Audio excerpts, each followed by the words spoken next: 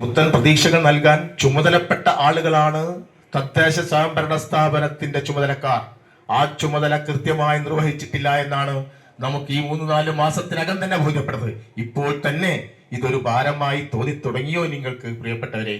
ഒരു ഡയാലിസിസ് കേന്ദ്രം, ഒരു ആതുര കേന്ദ്രത്തെ എങ്ങനെ സംരക്ഷിക്കണം, കണ്ണിൽ എണ്ണയൊഴിച്ച് അതിനെങ്ങനെ പരിപാലിക്കണം എന്നതിനെ കുറിച്ച് ഒരു ധാരണയില്ലാതെ പോയ ആളുകളായി മാറിയല്ലോ എന്റെ പ്രിയപ്പെട്ട സുഹൃത്തുക്കൾ.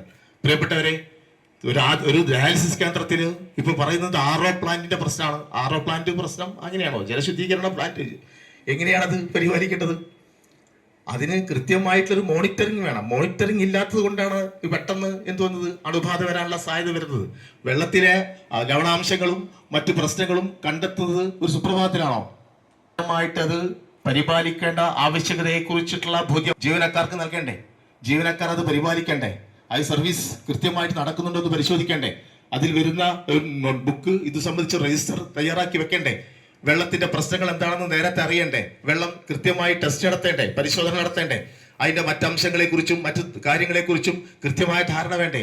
ഇതൊരു പ്രയാസവുമില്ലാതെ ഇവരുടെ ഡയാലിസിസ് പ്രവർത്തനം കൃത്യമായി നടന്നു പോകാൻ ഒരു പ്രതിബദ്ധവുമില്ലാതെ മുന്നോട്ട് കൊണ്ടുപോകുന്നതിന് കൃത്യമായ പരിശോധനയും കൃത്യമായ നൈപുണ്യവുമില്ലാതെ തിരിഞ്ഞു നോക്കാതെ, നേരത്തെ സൂചിപ്പിച്ചല്ലോ, ഇവിടെ മാനേജ്മെന്റ് കമ്മിറ്റി വിളിച്ചു കൂട്ടിയിട്ട് കാലമേറെയായി എന്നാണ് പറയുന്നത് അല്ലേ?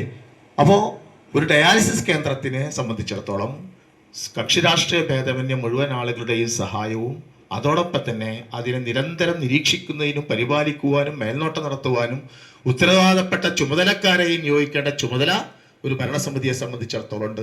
മാത്രമല്ല, ഇനി ഇങ്ങനെ വന്നാൽ അനിവാര്യ ഘട്ടത്തിൽ, ചിലപ്പോൾ വളരെ പ്രയാസപ്പെടുന്ന ഘട്ടത്തിൽ ചിലപ്പോൾ അങ്ങനെ സംഭവിച്ചു പോകും, ഇല്ല എന്ന് പറയുന്നില്ല. പക്ഷെ സംഭവിച്ചു കഴിഞ്ഞാൽ എന്ത് ചെയ്യണം?